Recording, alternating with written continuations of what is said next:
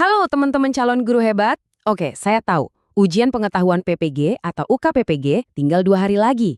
Mungkin sekarang ngerasanya campur aduk ya, antara deg-degan, cemas, dan mungkin ada yang ngerasa, duh belum siap sama sekali. Tenang, tarik nafas dulu. Anda nggak sendirian, dan Anda sudah ada di tempat yang paling tepat. Kita akan bedah tuntas materi paling inti dengan cara yang paling efisien. Supaya 2 hari dari sekarang, Anda bisa melangkah ke ruang ujian dengan kepala tegak dan penuh percaya diri. Rasa cemas itu manusiawi banget, apalagi kalau ini menyangkut masa depan kita. Tapi jangan sampai rasa cemas itu malah jadi penghalang. Anggap saja paparan singkat ini sebagai bekal pamungkas. Suntikan vitamin dosis tinggi buat persiapan Anda. Ini bukan sekedar rangkuman biasa loh. Ini adalah strategi untuk memahami jiwa dari ujian ini, gimana caranya seorang guru jadi teladan sejati. Kalau Anda bisa pegang konsep ini, percaya deh, Anda sudah pegang kunci utamanya. Oke, siap? Ini dia peta penjalanan kita. Pertama, kita bakal bongkar kunci sukses UKPG, fondasi utamanya. Lalu, kita naik ke level berikutnya. Gimana jadi teladan emosi? Setelah itu, kita akan kuasai beberapa jurus praktis lewat teknik mindfulness. Nah, ilmunya udah dapet, kita lanjut ke cara buktikan pemahaman di depan penguji. Dan yang paling penting, kita akan hubungkan semuanya dari ujian ke ruang kelas.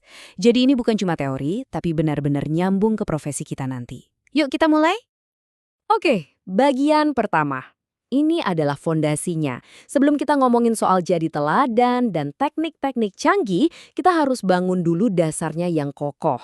Konsep yang akan kita bahas ini adalah hal yang paling dicari sama penguji. Mereka pengen lihat kita ini beneran paham sampai ke akarnya atau cuma hafal di permukaan. Ini bukan cuma buat ujian ya, ini fondasi jadi guru yang luar biasa.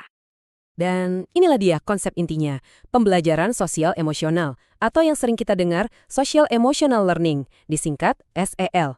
Coba deh anggap SEL ini sebagai DNA dari seorang guru teladan. Artinya apa? Tugas kita sebagai guru itu jauh lebih dari sekedar transfer ilmu pengetahuan. Kita ini arsitek karakter. Kalau arsitek bangunan butuh blueprint atau cetak biru, nah SEL inilah cetak biru kita untuk ngebimbing siswa membangun identitas diri yang positif, belajar ngelola emosi mereka, dan bisa ngambil keputusan yang bijak. Paham definisi dan tujuan SEL adalah langkah pertama yang paling krusial. Nah, sekarang kita pindah gigi nih dari teori ke praktek. Pertanyaannya kan, gimana cara kita ngajarin SEL ke murid? Jawabannya kelihatannya simpel, tapi tantangannya dalam banget. Semuanya itu dimulai dari diri kita sendiri, dari Anda sebagai seorang guru. Inilah inti dari segalanya. Kita nggak mungkin bisa ngajarin anak-anak cara mengelola emosi kalau emosi kita sendiri masih naik turun nggak karuan. Penguji itu pengen lihat pemahaman kita soal ini, bahwa guru itu ibarat cermin hidup bagi murid-muridnya. Cara kita merespons tekanan, cara kita tetap tenang saat kelas lagi rusuh, cara kita menunjukkan optimisme, itu semua adalah pelajaran yang mereka serap langsung. Mereka akan meniru kita, sadar atau nggak sadar. Oke, paham. Terus gimana caranya ngelola emosi diri sendiri? Mungkin itu yang ada di pikiran Anda sekarang. Nah, untungnya materi UKPPG ini ngasih kita beberapa senjata yang praktis dan ampuh banget. Yuk kita bedah 3 teknik mindfulness ini. Ini bukan cuma buat ujian loh, tapi bakal jadi alat andalan Anda buat ngadepin stres sepanjang karir nanti. Teknik pertama, 2 kaki, 1 napas. Ini simple banget, tapi efeknya luar biasa. Coba bayangin, 5 menit sebelum presentasi ujian Anda dimulai, jantung berdebar kencang. Atau pas mau masuk kelas yang terkenal super aktif. Curi waktu sebentar, cari posisi nyaman, pejamkan mata, dan fokus 100% ke napas. Tarik napas yang dalam banget, tahan sebentar, lalu hembuskan pelan-pelan. Gerakan sederhana ini seperti menekan tombol reset buat sistem saraf kita. Bikin kita langsung balik tenang dan fokus. Jurus kedua adalah menetapkan niat.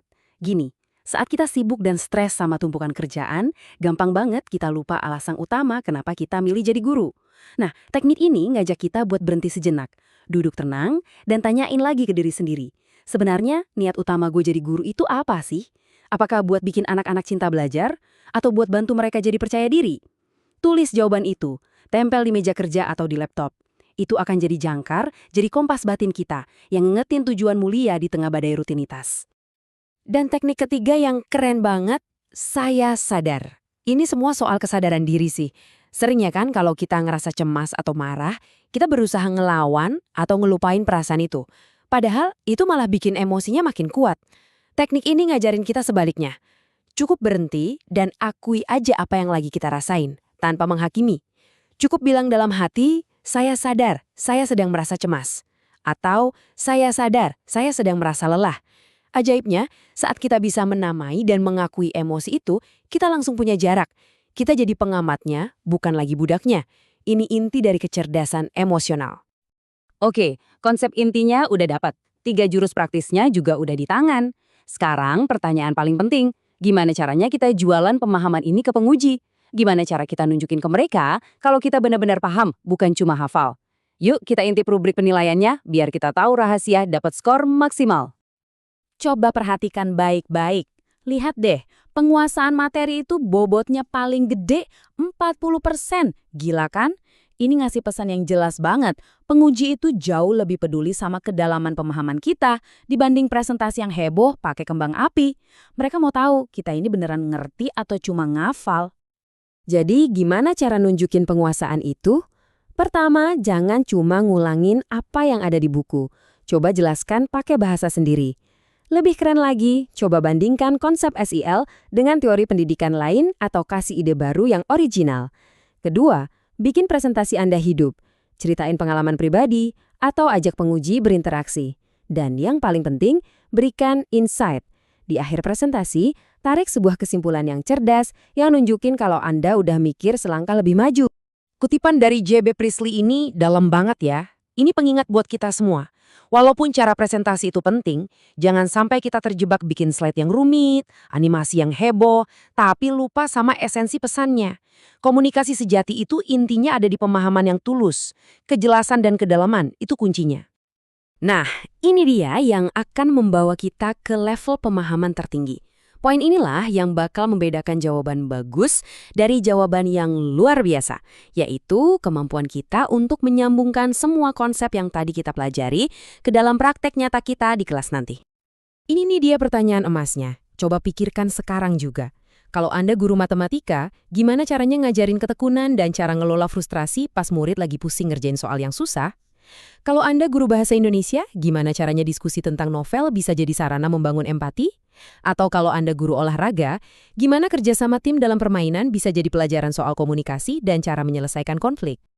Nah, disinilah letak kecemerlangannya. Saat Anda bisa menjawab pertanyaan tadi dengan contoh yang konkret dan spesifik, Anda secara otomatis membuktikan ke penguji kalau Anda bukan cuma paham sel di level teori.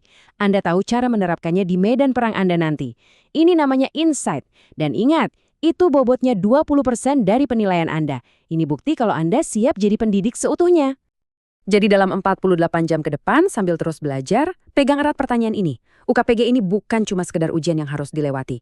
Ini adalah gerbang awal bagi Anda untuk menjadi seorang pendidik yang membentuk karakter. Bukan cuma ngisi kepala. Pikirkan dampaknya. Jadi guru teladan seperti apa Anda nantinya?